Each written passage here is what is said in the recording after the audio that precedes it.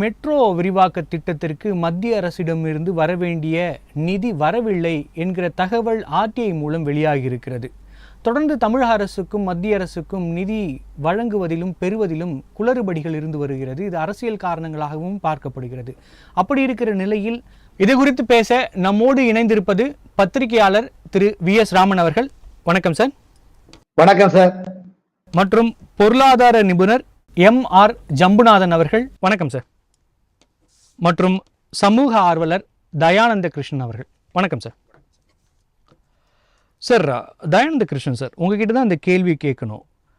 2021 பட்ஜெட்டில் அறிவித்தாங்க. அதன் பிறகு இந்த நிதி வரலை அப்படிங்கிற ஒரு விஷயம் இருக்குது. நீங்கள் ஆர்டிஐயில் கேட்டதுக்கு என்ன மாதிரியான தகவல்கள் கிடைத்திருக்கிறது? எதனால் இந்த நிதி இன்னும் வரல? அதான் இப்போ நம்ம ஆர்டிஐ மூலயமா நம்ம கேட்ட கேள்விகள் இந்த சென்னை மெட்ரோ ரயில் 2ஆம் கட்ட திட்டத்துக்கு நிதி ஒப்புதல் அளிச்சிருக்கீங்களா, ஃபண்ட்ஸ் ரிலீஸ் பண்ணியிருக்கீங்களா, அப்புறம் பட்ஜெட் ஸ்பீச்சில் அனௌன்ஸ் பண்ணிங்களா அப்படின்ற இன்ஃபர்மேஷன்லாம் கேட்டிருந்தோம். அதில் தெளிவாக குறிப்பிட்டிருந்தாங்க 63,246 கோடிக்கு இந்த திட்டத்துக்கான ஃபினான்ஷியல் அப்ரூவல் நாங்கள் ஃபண்டிங் யூனியன் மினிஸ்டர் ஸ்பீச்சில் சொல்லியிருக்காங்க அப்படின்றத ஆர்டிஐ மூலிமா தகவலில் தெரிவிச்சிருக்கிறாங்க. மேலும் இதை பார்த்தீங்கன்னா 21 அந்த ஃபினான்ஷியல் பட்ஜெட்டுக்கு அப்புறம் public investment board finance ministry கீழே இருக்கிற யூனியன் ஃபினான்ஸ் மினிஸ்ட்ரி கீழே இருக்கிற ஒரு டிபார்ட்மெண்ட் ஆஃப் எக்ஸ்பெண்டிச்சர் கீழே இருக்கிற ஒரு துறை. அது பல பெரிய இந்த மாதிரி இன்ஃப்ராஸ்ட்ரக்சர் திட்டங்களுக்கு ஒப்புதல் கொடுக்குற ஒரு அமைப்பு.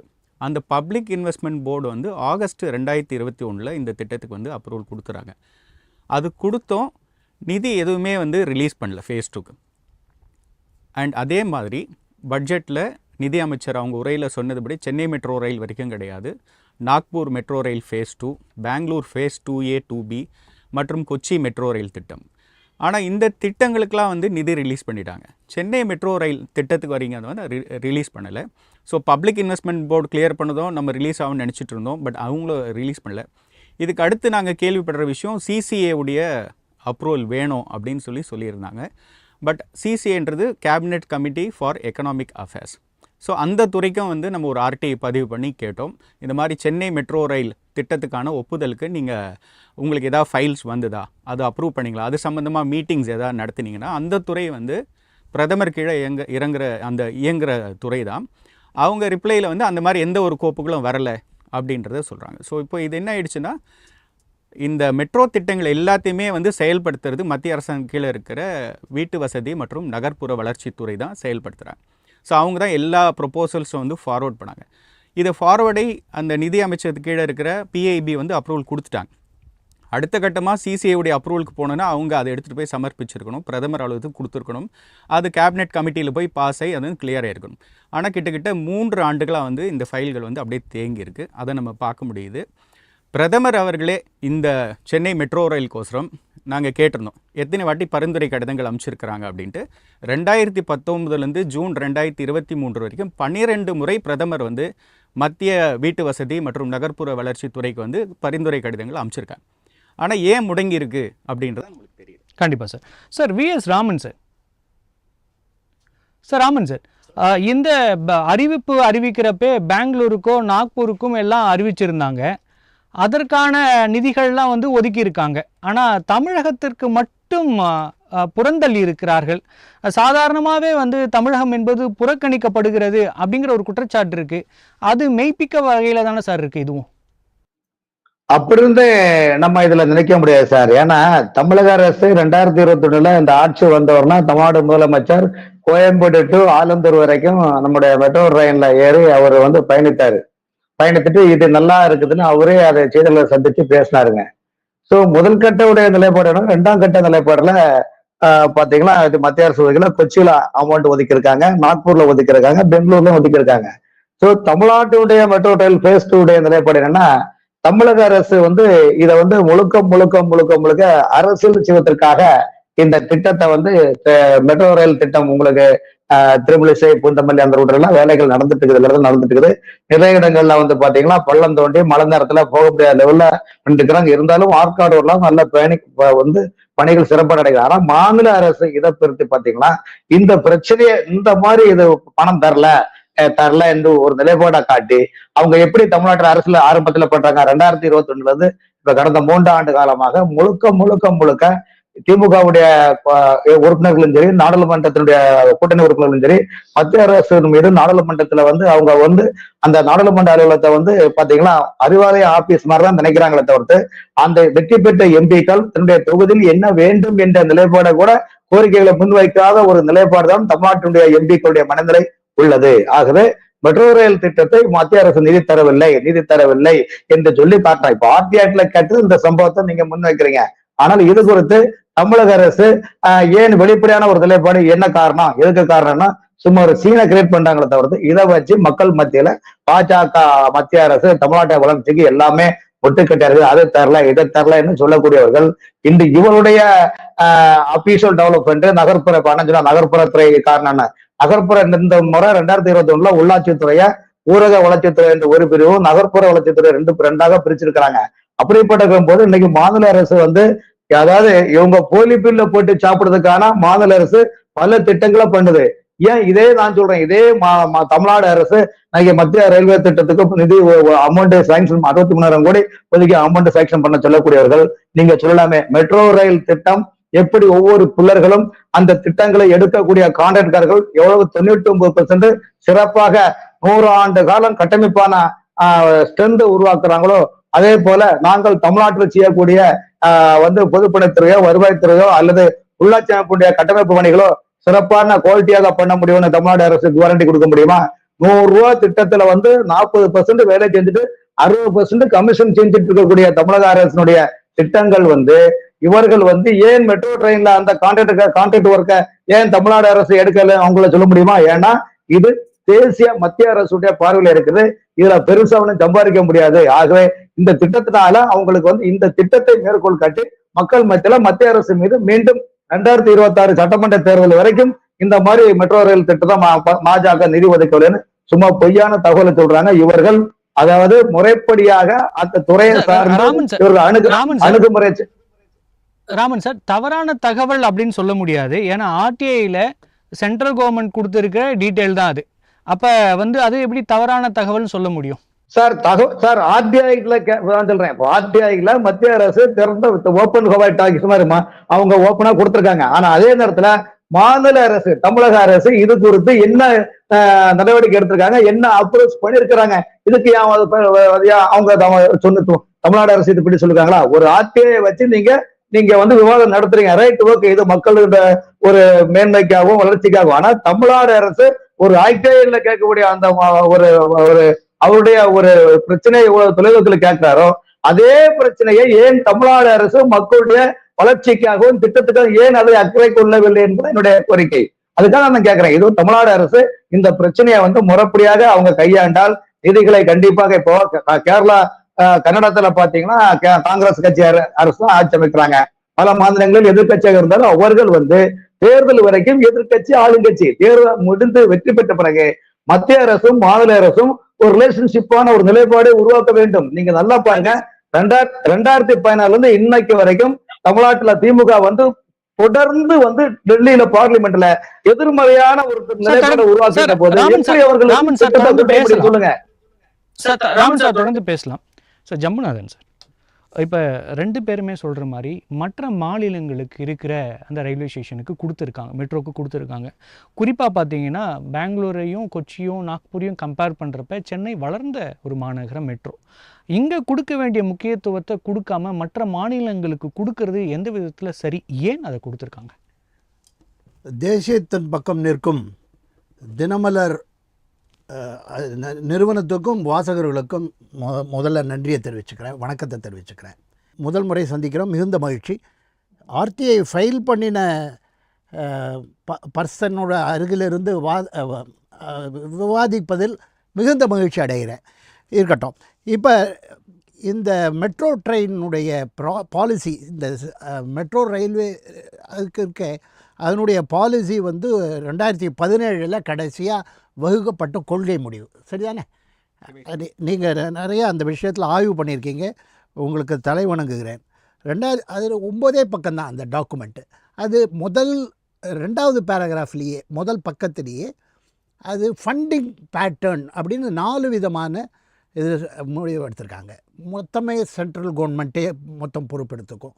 கல்கட்டாவில் முதல்ல அதை அறிமுகப்படுத்தும் போது சென்ட்ரல் கவர்மெண்ட் தான் எடுத்தது. அதுவே 2வது முறை பண்ணும்போது 74 சென்ட்ரல் கவர்மெண்ட், 74% சென்ட்ரல் கவர்மெண்ட்டு, 26 சில இடங்களில் ஸ்டேட் கவர்மெண்ட் மொத்தத்தை எடுத்துக்கிறேன்னு சொல்லியிருக்காங்க. அது 3வது வகை. 4வது வகை ப்ரைவேட் பப்ளிக் பார்ட்டிசிபேஷன்.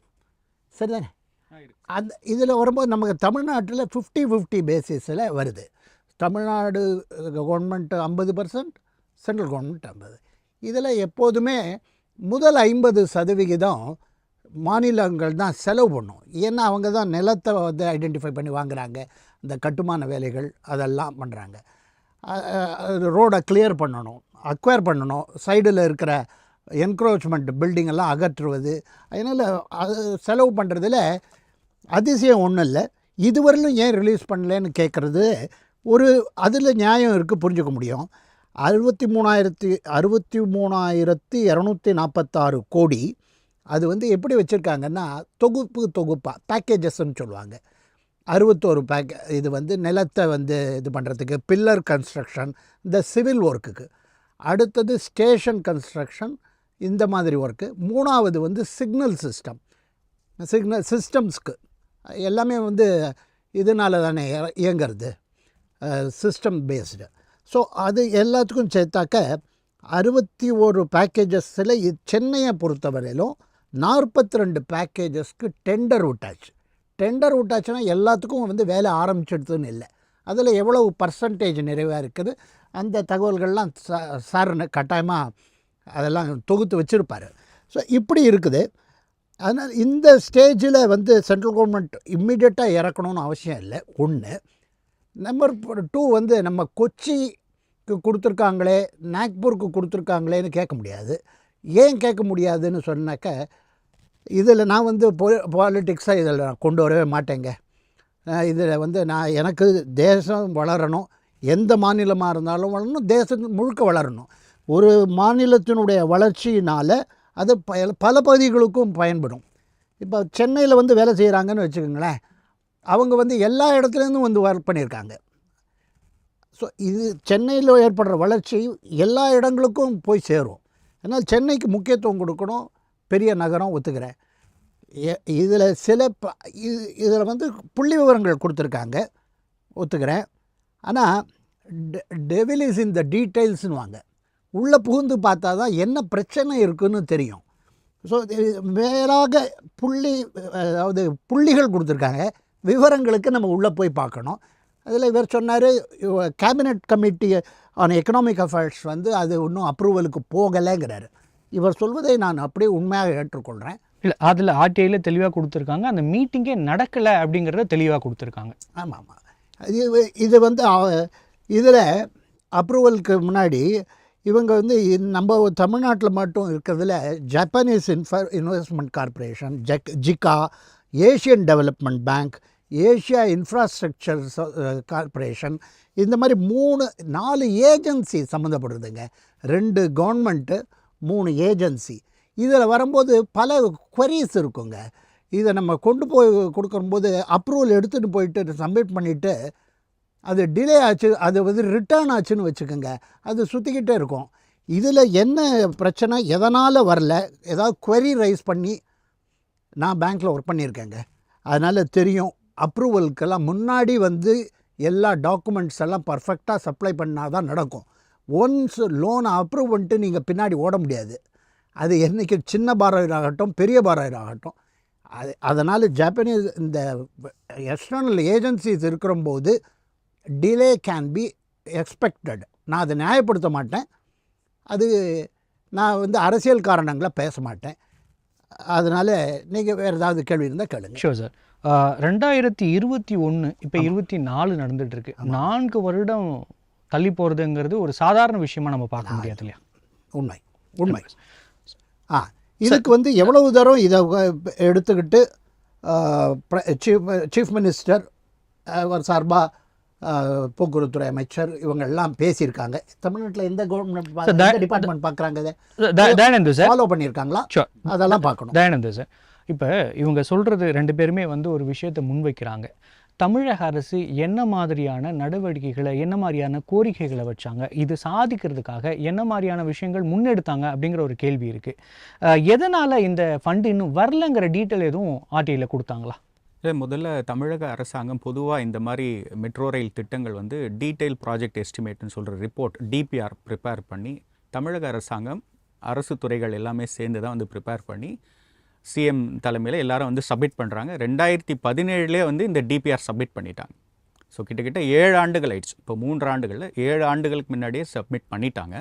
தொடர்ச்சியாக அதுக்கான ரிவிஷன்ஸு, அவங்க திரும்ப கரெக்ஷன்ஸ் எல்லாமே பண்ணி சார் சொன்னபடி அந்த சம் கைண்ட் ஆஃப் நெகோசியேஷன்ஸு, திட்டத்தில் இது சரியில்லை அது சரியில்லைன்னு சொல்லி கரெக்ஷன்ஸ் எல்லாம் பண்ணி இன்றைக்கி 2021 நிதிநிலை அறிக்கையில் உரையில், பட்ஜெட் உரையில் வந்து தெளிவாக வந்து நிர்மலா சீதாராமன் மத்திய நிதி அமைச்சரே வந்து அவங்க உரையில் வந்து தெளிவாக வந்து சொல்லிட்டாங்க, நாங்கள் மெட்ரோ ரயில் திட்டத்துக்கு வந்து 63,000 கோடி ரிலீஸ் பண்ணுறோம். அதை தொடர்ந்து பெரிய நிர்வாகமான பப்ளிக் இன்வெஸ்ட்மெண்ட் போர்டு நீங்கள் சொல்கிற எல்லா குறைகள் நிறைகள் எல்லாத்தையும் களைஞ்சி அவங்க ரிலீஸ் பண்ணுறதுக்கு தான் அவங்க அப்ரூவல் கொடுக்குறாங்க. அதுக்கு அடுத்த கட்டமாக வந்து சிசிஏக்கு போகணுன்னா அந்த ministry of housing and urban affairs வந்து ஸோ ஹவுசிங் அஃபேர்ஸ் வந்து அந்த இடத்துக்கு எடுத்துகிட்டு போய் சப்மிட் பண்ணியிருக்கணும். அதாவது சிசிஏக்கு வந்து சப்மிட் பண்ணியிருக்கணும். ஆனால் அவங்க சப்மிட் பண்ணாமல் இருக்கிறது ஒரு பெரிய பின்னடைவாக நாங்கள் பார்க்குறோம். ஏன்னா பிரதமரே இதில் இன்ட்ரெஸ்ட் காமிச்சிருக்கார். 12 முறை வந்து அவர் பரிந்துரை கடிதம் வந்து அமைச்சிருக்காங்க. அவங்களுக்கு அமைச்சிருந்தா கண்டிப்பாக வந்து இந்த அப்ரூவல் வந்து கிடச்சிருக்க வாய்ப்பு இருக்குது. தமிழக அரசாங்கம் என்ன செஞ்சாங்க அப்படின்னு பார்த்தீங்கன்னா, கிட்டத்தட்ட 7 முறை அப்போது இருந்த சீஃப் மினிஸ்டர் வந்து கம்யூனிகேட் பண்ணிக்கிறாங்க. 7 முறை வந்து 2019 அவரும் கடிதங்கள் அமைச்சிருக்கார். தொடர்ச்சியாக எம்பிக்கள் அமைச்சிருக்கிறாங்க, அடுத்து சீஃப் செக்ரட்டரி அமைச்சிருக்கிறாங்க, இப்போ இருக்கிற முதலமைச்சரும் அமைச்சிருக்கிறார், பிரதமர்கிட்டே நேரடியாக போய் கொடுத்துருக்குறாங்க. ஸோ இவ்வளோ ஆர்டிஐயில் வந்து நம்மளுக்கு கிடைச்சிருக்கு. ஸோ இவ்வளோ ஃபாலோஅப் நடந்தும் அந்த அப்ரூவல் வந்து கிடைக்காம ஒரு ஃபைல் வந்து மத்திய வீட்டு வசதி மற்றும் நகர்ப்புற வளர்ச்சித்துறை கிட்ட முடங்கி இருக்கு. இதை தான் நம்ம பார்க்க முடியும். கண்டிப்பாக sir. Sir VS Raman sir சொல்லுங்க சார். நீங்கள் வந்து எப்பயுமே இந்த உள்துறையில் இருக்கிற அந்த டெண்டர் அது மாதிரியான விஷயங்களில் ரொம்ப தெளிவாக நிறைய தகவல்களை கொடுக்குறவங்க. நம்ம பிரதமர் அவர்களே ஒரு 12 முறை வந்து எழுதியிருக்காரு, நிதித்துறை அமைச்சர் வந்து பட்ஜெட்டில் அறிவிச்சிருக்காங்க. ஆனாலுமே கூட அடுத்த கட்ட நகர்வுன்னு ஒன்று நகரவே இல்லையே சார்.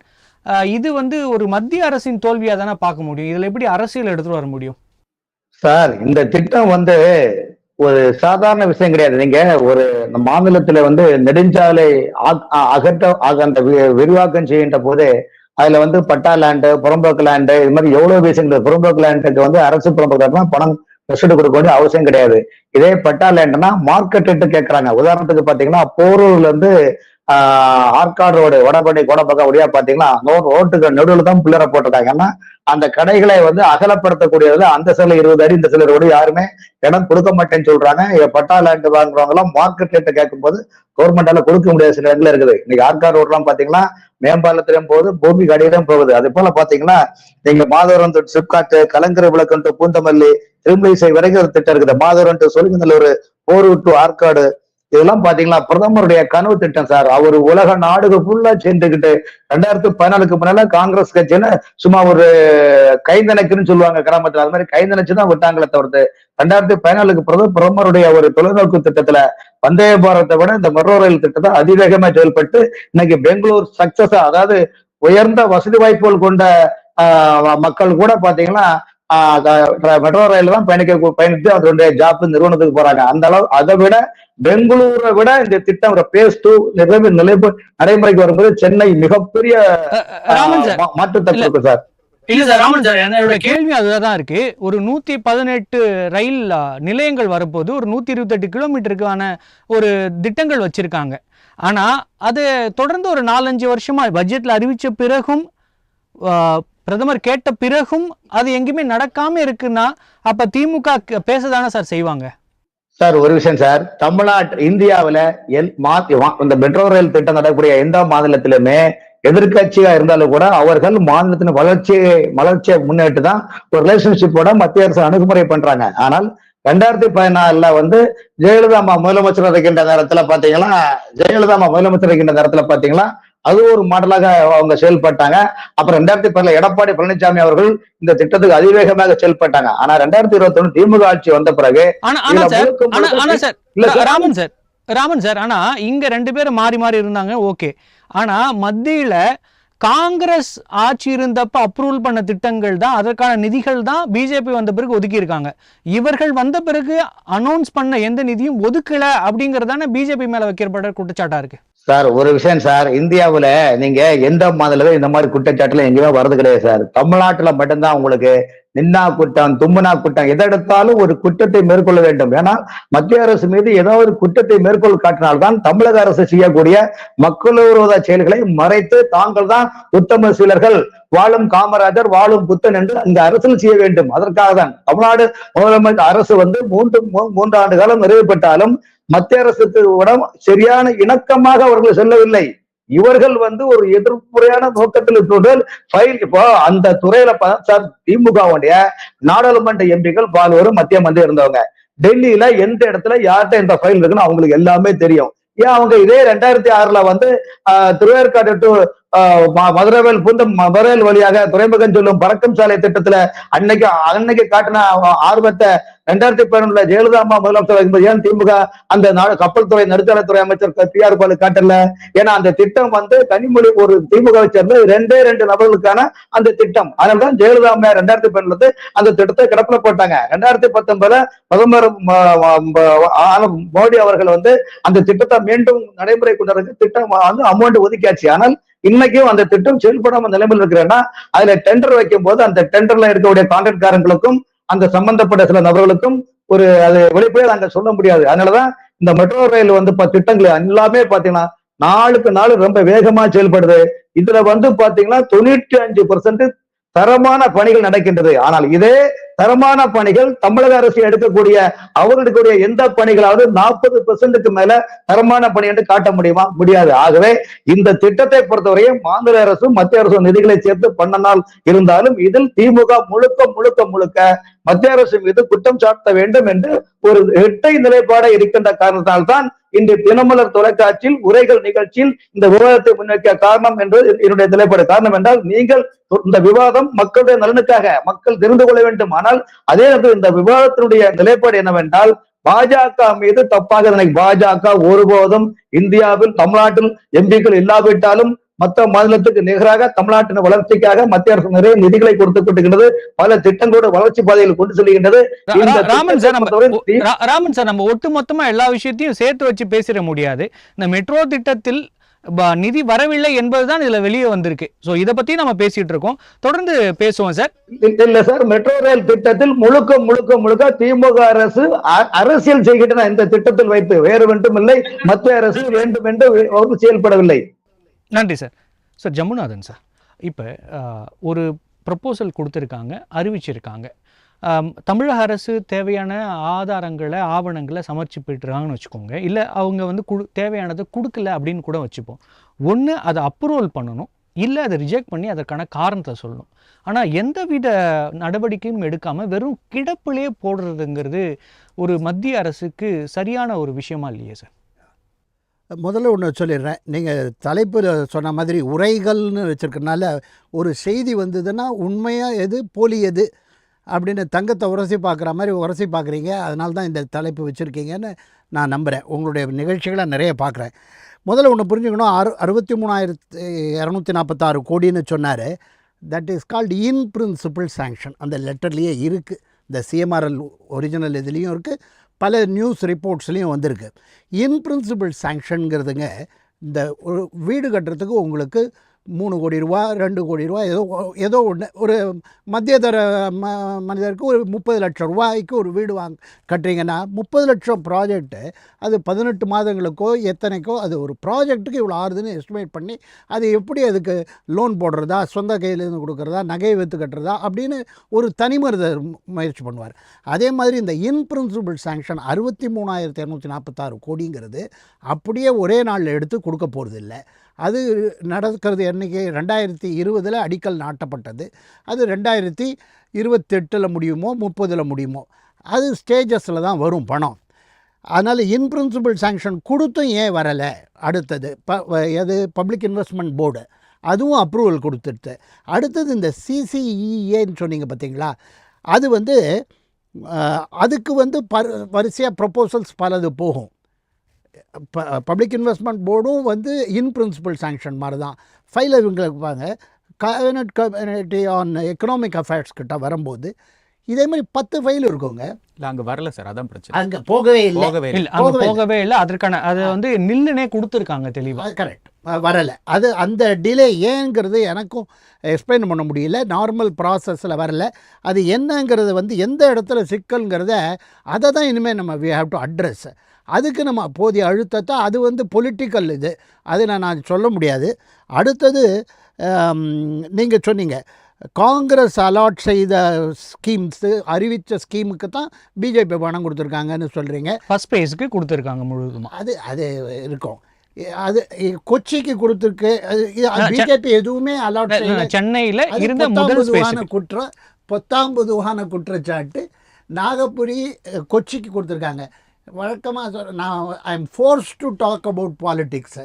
நீங்கள் திருப்பி கேட்கறதுனால கொச்சி வந்து எதிர்கட்சி ஆடுற மாநிலம். நான் சென்னையில் இருக்க மெட்ரோக்கு 2 ஸ்பேஸ் இருக்காங்க. முதல் ஸ்பேஸ் வந்து காங்கிரஸ் ஆட்சி காலத்தில் அனௌன்ஸ் பண்ணது. ஆனா அனௌன்ஸ் பண்ணாலும் பிஜேபி வந்த பிறகு அதற்கான ஃபண்டுகளை கொடுத்தாங்க அப்படிங்கிற நான் பாசிட்டிவான விஷயம் தான் சொல்லியிருக்கேன். ஆனா பிஜேபி வந்து அனௌன்ஸ் பண்ணதுக்கு பிறகு you are talking only about Chennai metro. Very good, okay. அது பிறகு அவங்க அனௌன்ஸ் பண்ணாங்க, அந்த ஃபண்டு கொடுக்காம இருக்காங்கிறது தான் என்னோட குற்றச்சாட்டு. அதான் அதில் நீங்கள் சொன்ன மாதிரி சிசிஏக்கு ஏன் போலங்கிறது தெரியல. அது வந்து தமிழக பாஜகவும் சரி, தமிழக எம்பிக்களும் சேர்ந்து ஒன்றா இருந்து ஒர்க் பண்ணோம் சார்.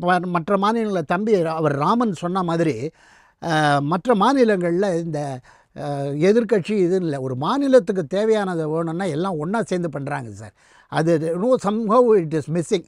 ஒரு எனக்கு வந்து தேசியத்தின் பக்கத்தில் நிற்கிறவன் நான், தினமலர் வாசகன் நான். அதனால் நான் பிரித்து தமிழ்நாடு அதுனா பிரித்து பார்க்க தெரியாது. சில பேர் மாதிரி கும்மிடி பூண்டியை தாண்டினா எங்களுக்கு இந்தியாங்கிறதே தெரியாதுன்னு நான் சொல்லிவிட்டு அப்புறம் வாபஸ் வாங்குறவனா இல்லை. நான் அரசியல் சாசன அமைப்பில் நம்பிக்கை இருக்கிறவன். அதனால் இந்த விஷயத்தில் ஏன் கிடப்பில் இருக்குங்கிறத போதிய அழுத்தம் கொடுக்கணும், செஞ்சு நிறைவேற்றிருக்கணும். இதுதான் என்னுடைய இது. மற்றபடி இப்போ தமிழகத்தை வஞ்சிக்கிறது அப்படிங்கிறதெல்லாம் மியர் பொலிட்டிக்கல் ஸ்லோகனீரிங், அதிலெல்லாம் நான் நம்பிக்கை இல்லாதவன். கண்டிப்பாக சார். சார் தயானந்தர் சார், இப்போ நமக்கு வந்து அந்த இடத்துக்கு ஃபைல் போல அப்படிங்கிற தகவல் நமக்கு கிடைச்சிருக்கு. எதனால் போல, எங்கே கிடப்பில் இருக்குது, என்ன மாதிரியான நடவடிக்கைகளை தமிழக அரசு எடுத்திருக்கு அப்படிங்கிறதுக்கு எதுவும் நீங்கள் ஆர்டிஐ ஃபைல் பண்ணியிருக்கீங்களா? அதோட டீட்டெயில் நம்மகிட்ட எதுவும் இருக்கா? அதுதான் இப்போது இந்த ஃபைல்ஸ் வந்து தொடர்ந்தது மத்திய வீட்டு வசதி நகர்ப்புற வளர்ச்சித்துறை தான் ஃபுல்லாக டீல் பண்ணுறாங்க. அவங்களுக்கு தான் இவங்க கடிதம் தொடர்ந்து அனுப்புகிறாங்க. அங்கே போயும் நடக்கலை அப்படின்னு தெரிஞ்ச பிறகு தான் இப்போ இருக்கிற முதலமைச்சர் நேராக பிரதமருக்கு ஒரு கடிதம் வந்து அமைச்சிருக்கிறாங்க. அது இல்லாமல் நிதியமைச்சர், இப்போ இருக்கிற நம்ம தமிழக நிதியமைச்சரும் ரீசெண்டாக நடந்த ஜிஎஸ்டி கவுன்சில் அந்த மீட்டிங்லேயும் வந்து அவர் வலியுறுத்தியிருக்கார். நிதியமைச்சர் சீதாராமனை பார்த்து இந்த பட்ஜெட்டில் நான் அது ரிலீஸ் பண்ணுங்கள். ஆனால் எங்களுக்கு என்ன வருதுன்னா, இன்டர்மீடியன்ட் பட்ஜெட் போட்டதிலும் தமிழ்நாடு உடைய சென்னை மெட்ரோ ரயில் 2ஆம் கட்ட பணிக்கு வந்து எந்த ஒரு நிதியும் ஒதுக்கலைன்னு அவங்க ஆர்டிஐயில் வந்து கிளியராக தகவல் கொடுத்துருவாங்க. ஏற்கனவே ஒரு இன்ட்ரீம் பட்ஜெட் வந்து ஃபார்ம் பண்ணிடுறாங்க. இது விஷயம் என்னென்னா, இப்போது அவங்க சார் சொல்கிறபடி இது வந்து ஒரு பெரிய ஒரு எக்ஸ்டென்சிவான திட்டம், பல கட்ட ஒப்புதல்கள் இருக்குது, நில ப்ரொக்யூர்மெண்ட் இருக்குது அப்படிலாம் சொல்கிறாங்க. ஆனால் இதே மாதிரி தான் மற்ற நகரங்களில் இருக்கிற மெட்ரோ ரயில் திட்டம். இப்போ பெங்களூர் ஃபேஸ் 2A 2Bக்கெலாம் ஒரு 16,000 கோடினா, அது வந்து 2019 சப்மிட் பண்ணுற ஒரு ப்ராஜெக்ட் வந்து 2021 இதே நிதிநிலை அறிக்கையில் வந்து நிர்மலா சீதாராமன் மத்திய அமைச்சர் வந்து கொடுக்குறாங்க. அறிக்கையில் தெளிவாக சொல்கிறாங்க நிதி ஒதுக்கப்படும்ட்டு. ஜூன் 2021 வந்து நிதியை வந்து ஒதுக்கிடுறாங்க. நிதியை ஒதுக்கி ஃபண்ட்ஸ் ரிலீஸும் பண்ணிடுறாங்க. அப்படி ரிலீஸ் பண்ணும்போது பார்த்திங்கன்னா, இந்த ஸ்டேட் வைஸ் நம்ம வந்து அதையும் நம்ம டேட்டா வந்து கலெக்ட் பண்ணோம். ஸோ ஸ்டேட் வைஸ் வரும்போது இப்போது ஜென்ரலாக இந்தியாவில் பார்த்திங்கன்னா 4 பெரிய கேபிட்டல் சிட்டிஸ்ன்னு நம்ம சொல்லுவோம். டெல்லி, மும்பை, கொல்கட்டா அண்டு சென்னை. ஸோ இவங்களாம் பெரிய மெட்ரோபாலிட்டின் சிட்டிஸு. அதில் ஃபஸ்ட்டு இந்த மகாராஷ்டிராவில் நடக்கக்கூடிய மெட்ரோ ரயில் திட்டத்துக்கு பார்த்திங்கன்னா கிட்டத்தட்ட ஒரு 39,700 கோடி, 39,700 கோடி இந்த 10 ஆண்டுகளில் நம்ம டேட்டா கேட்டிருந்தோம். எவ்வளோ ஃபண்ட்ஸ் வந்து ரிலீஸ் பண்ணியிருக்கீங்கன்ட்டு. 2014-2015 ஃபினான்ஸ் பட்ஜெட்லேருந்து 2024-2025 வரைக்கும் கிட்டத்தட்ட 39,000 கோடி வந்து ஃபண்ட்ஸ் வந்து அந்த மெட்ரோ ரயில் திட்டங்களுக்கு வந்து ரிலீஸ் பண்ணியிருக்காங்க. அடுத்து அதிகமான நகரம்னு பார்த்திங்கன்னா டெல்லி மெட்ரோ ரயில் 35,000 கோடி வந்து ரிலீஸ் பண்ணியிருக்கிறாங்க. அடுத்து கர்நாடகாவில் மெட்ரோ ரயில் திட்டங்களுக்கு வந்து 22,600 கோடி ரிலீஸ் பண்ணியிருக்கிறாங்க.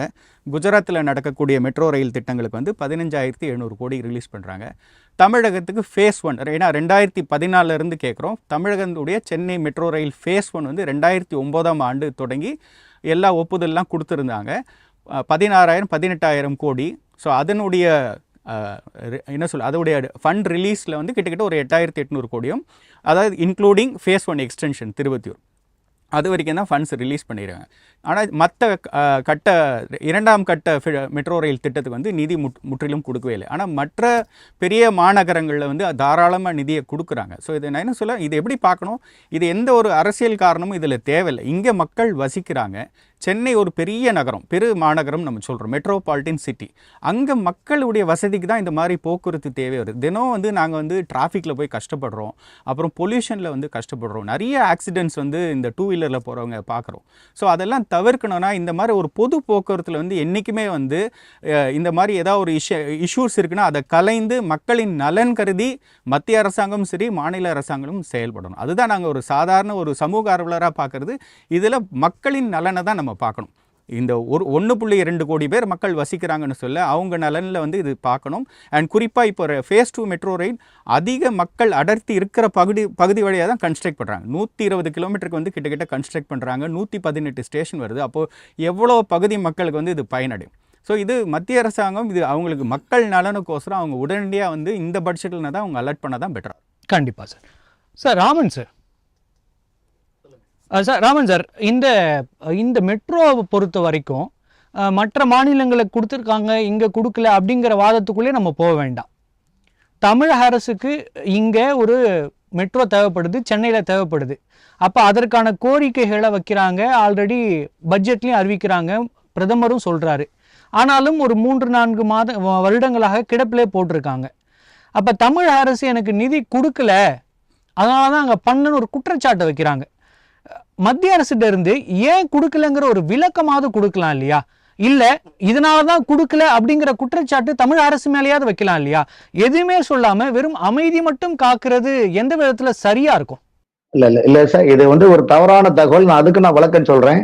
இந்தியாவில் உள்ள ஒவ்வொரு மாநிலத்திலும் நடக்கக்கூடிய ஆட்சியிலுடைய முதலமைச்சருடைய நிர்வாகத்தில் இருக்கிற அமைச்சர்கள் தங்களுடைய துறைகளில் மத்திய அரசு தர வேண்டும், நிதிகள் தர வேண்டும், திட்டங்களை நிறைவேற்ற வேண்டும் என்றால் என்ன பண்ணுவாங்கன்னா, அந்தந்த துறையில உள்ள மாநில அமைச்சர்களும் அந்தந்த துறையில அரசு செயலர்களும் சேர்ந்து மத்திய அந்த துறை சார்ந்த அமைச்சரை சந்தித்து கோரிக்கை மனுக்களை கொடுத்து அது சம்பந்தமாக தொலைக்காட்சியிலும் ஊடகங்களிலும் பிரிண்ட் மீடியாவிலும் விஷுவல் மீடியாவிலும் வருவதுதான் நம்முடைய நாட்டினுடைய இயல்பான ஒரு நிலைப்பாடு.